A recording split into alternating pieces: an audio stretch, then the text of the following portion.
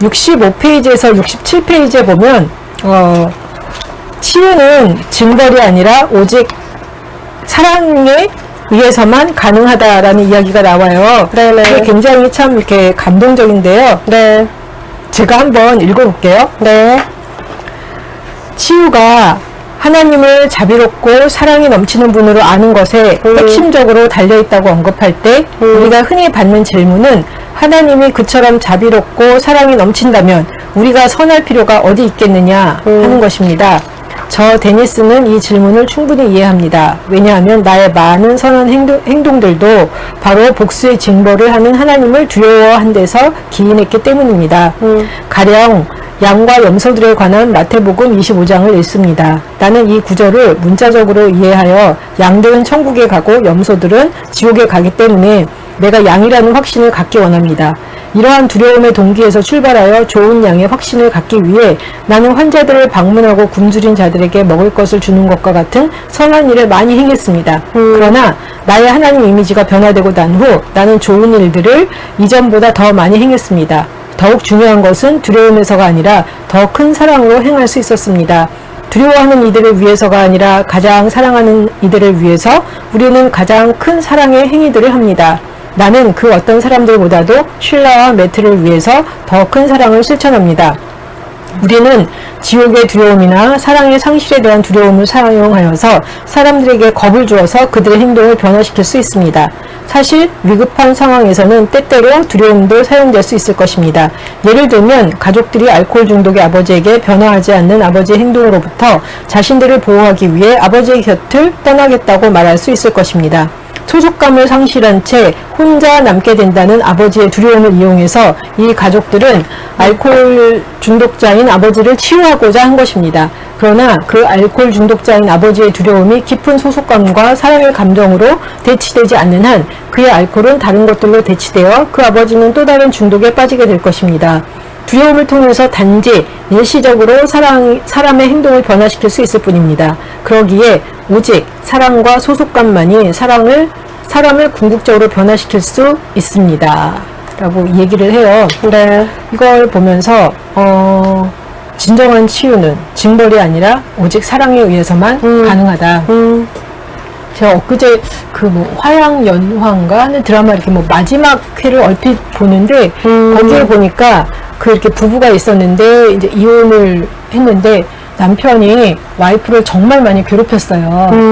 그런데 그래서 이제 결국은 이혼하고 따로 사는데 그 아들이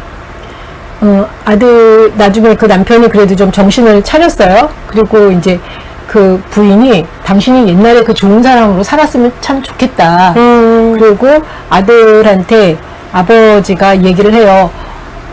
아빠는 엄마를 사랑하지 않았느냐. 그랬더니 그 남편이 뭐라고 얘기를 하냐면 엄마를 사랑했는데 엄마가 나를 사랑하는지 확신을 못했다는 거야. 그래서 괴롭혔다는 거지.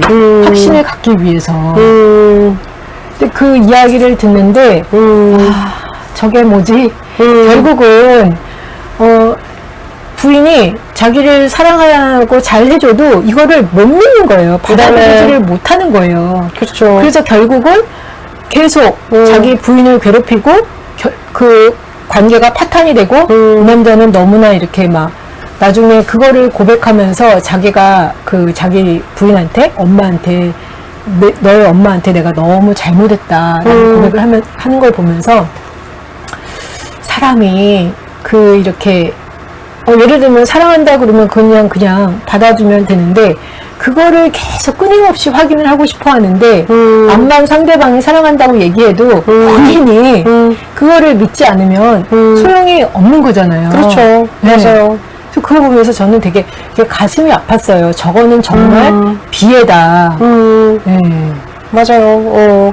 그 에릭 에릭슨이라는 이제 되게 유명한 이제 그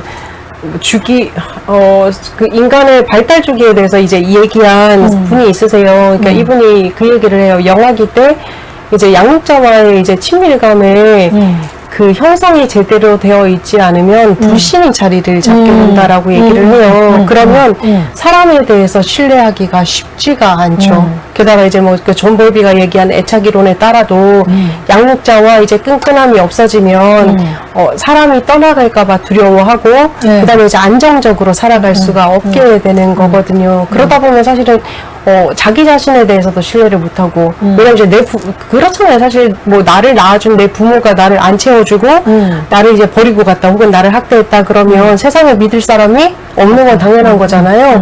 그 마음을 가지고 쭉 자랐는데 아무리 사랑한다 한들 그게 와닿겠어요? 와닿지 않으니까 계속 와이프를 의심하고 할 수밖에 없죠. 맞아요. 하는데 네.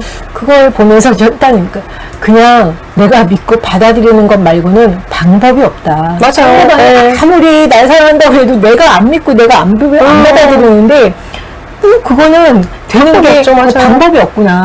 그게 그냥 뭐라 그러지? 저한테 이렇게 굉장히 깊이 와닿았던 것 같아요. 하나님을 많이 의심했나? 하나님이 날 사랑한다는 걸? 그러셨나요? 하나님 저 사랑하세요? 저 사랑하세요? 뭐 예를 들면 근데 이거 안만 해도 이거 채워지지가 않잖아요. 그렇죠. 하나님 저 사랑하시냐고요. 얘기해도 사실 안 믿고 계속 여기까지 오는 거 아니에요. 근데 그냥 그걸 보면서 이게 인간 관계도 그렇고 신앙생활도 그렇고 그냥 믿고 가는 거구나. 맞아요. 예. 근데 이게 쉽지가 않은 부분이 그 부분 자체가 어떤 계기가 필요한 부분인 거예요. 인식의 전환이 필요한 거죠. 인식의 전환이 되고 그게 나타나지 않으면 맞죠. 그리고 말씀하신 대로 인식의 전환이 되고 자기 사랑이 돼야지만 맞아요. 자기 자신에 대해서 편안해지고 자기를 사랑할 수 있어야지 상대방한테 나 사랑하냐고 계속 확인할 사랑이 없다는 거죠. 네, 맞아요. 그게 중요한 부분이에요. 그래서 참 애잔하면서 결국은 그렇게 되면은 그 사람은 굉장히 불행해질 수밖에 없구나. 그럼요. 예. 근데 결국 이렇게 관계가 다 깨진 다음에 그걸 본인이 발견하기 시작했어요. 내가 엄마가 나를 이 아빠를 사랑하는 거를 내가 믿지를 못해서 엄마를 너무 힘들게 했다. 그러니까 제가 그 고백하는 걸 보면서 그래도 저거는 많이 깨달았네요. 그렇죠. 네, 다행이네요. 네. 근데 이제 이 관계가 다 이렇게 다 깨어진 다음에 고통을 겪고서 그게 이제 자기 부인의 문제가 아니라 자기의 문제라는 걸 보고 자기 성찰이 되는 걸 보면서 그래도 저 사람은 앞으로 가망성이 좀 있다. 그럼요. 또 관계를 시작하면 되는 거니까요. 그러니까. 맞아요. 여기까지 보시면서 선생님 이렇게 나누고 싶은 이야기? 이 책 제목에 대한 설명을 좀 드리고 싶거든요. 네. 그 한국어 말로는 이제 우리의 그 하나님 이미지 치유하기라고 되어 있고요. 그 밑에 보면 이제 굿 고치라고 되어 있잖아요. 좋은 염소라는 개념인 거예요. 그러니까 보면 우리가 마태복음 25장에 양과 염소의 비유가 나온단 말이에요. 양은 하나님 거, 그다음 염소는 이제 지옥에 갈 거, 뭐 이런 식으로 이제 성경에 표현이 되어 있는데 왜 하필이면 저는 이제 이거에 대해서 되게 고민이 많았던 거예요. 왜 좋은 염소라고 얘기를 하지? 제가 예전에 몽골에 그 설교를 갔었었는데 그때 이제 양 잡아서 음식을 해주면서 그때 선교사님이 뭐라고 설명을 해줬냐면 양이 왜 예수님하고 같은지에 대해서 얘기를 해줬거든요. 양은 죽을 때도 하늘을 쳐다보고 죽고 끽소리 없이 죽는데요. 똥만 뚝 싸고. 근데 염소를 잡아보면 온갖 죽는다고 소리를 다 지르고 죽는다는 거예요. 그래서 이제 예수님을 양으로 많이 비유했고 양이 이제 순하고 좋은 뭐 이런 걸로 표현했다 뭐 그런 얘기를 들은 적이 있었는데 왜 여기서는 하필이면 좋은 염소라고 표현을 했을까? 근데 여기에 보면 그런 예화가 나오기는 해요. 이제 이분이 강의를 가서 사람들한테 여러분들 중에서 여러분들은 양이에요, 염소예요? 그러면 이제 교인들은 다 양이에요 라고 대답을 한다는 거죠. 양 되고 싶지. 양 되고 싶고 왜냐면 차였다니까. 근데 그분들한테 또 물어봤다는 거죠. 그럼 누가 헐벗은 사람 도와준 사람, 불쌍한 사람 도와준 사람, 아픈 사람 도와준 사람, 뭐 착한 일, 선행 있잖아요. 그런 거 쫙 물어보면 아무도 손을 안 드는 거예요. 그러면 여러분들은 양이에요, 염소예요? 그러니까 한 사람이 그렇게 대답했대요. 우리는 착한 염소네요. 그렇게 얘기를 했다는 거예요. 하나님 뜻대로 살지 않지만 그래도 하나님처럼 되려고 노력을 한다라는 개념인 거죠. 그죠? 그 법도 안에는 있다라는 개념이거든요. 그거를 보면서 이거의 제목을 왜 지었을까 생각을 하다 보니까, 우리가 너무 이제 이분법적으로 생각을 하는 거예요. 우리식대로 문자적으로 계속 양은 착한 사람, 염소는 나쁜 사람.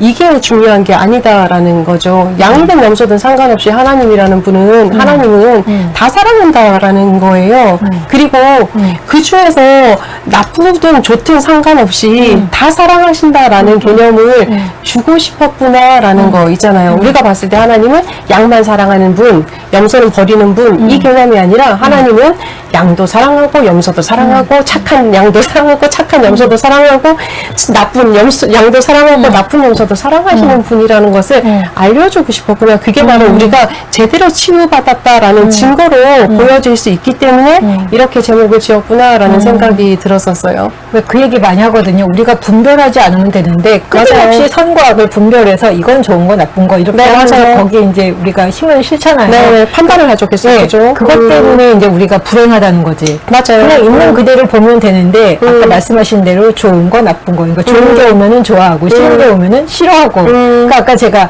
제 삶에 이렇게 어떤 일이 왔는데 날 힘들게 하면 이거는 나쁜 거, 싫은 거 그러니까 짜증나, 안 받아. 그러니까 더 이렇게 힘이 드는데 맞아요. 아 이게 꼭 나쁜 게 아니구나. 나를 더 확장시키고 더 자유케 하기 위해서 온 거네. 이렇게 보면 사실은 그냥 문제없이 받아들일 편안하게, 수 그죠? 있잖아요. 네네. 그래서 끊임없이 어떻게 보면 우리 안에 근데 그렇게 그 분별하는 거, 선과 악을 판단하는 거, 이것들이 굉장히 많은 것 같아요. 왜 우리가 그렇게 판단받고 자랐으니까요. 그러니까 우리가 우리 스스로도 판단을 하잖아요. 내가 잘하니, 못하니. 그렇죠. 그리고 나를 판단하다 보니까 타인에 대해서도 잘한 사람, 못한 사람, 좋은 사람, 나쁜 사람, 가까이 할 사람, 나쁜 좋으신 사람. 하나님, 그렇죠. 무서우신 하나님, 이렇게 나쁜 왔다 갔다 하나님, 뭐 하고. 이렇게 예, 얘기하시잖아요. 예. 그러니까 그게 다 우리들 마음속에 있는 이제 이미지 자체가 나를 그렇게 판단하게 만들었고, 타인을 판단하게 만들었고, 하나님을 판단하게 만들었다라는 거죠. 네, 오늘 저희가 이 우리의 하나님 이미지 치유하기라는 책 같이 한번 살펴봤는데요. 네네. 그 자기 모습, 그다음에 네. 그 하나님의 이미지에 대해서 관심 있으신 분들은 이 책 한번 보면 많은 도움이 좀 되실 것 같아요. 그렇습니다. 예, 오늘 방송은 여기까지 하겠습니다. 행복하세요. 감사합니다. 감사합니다.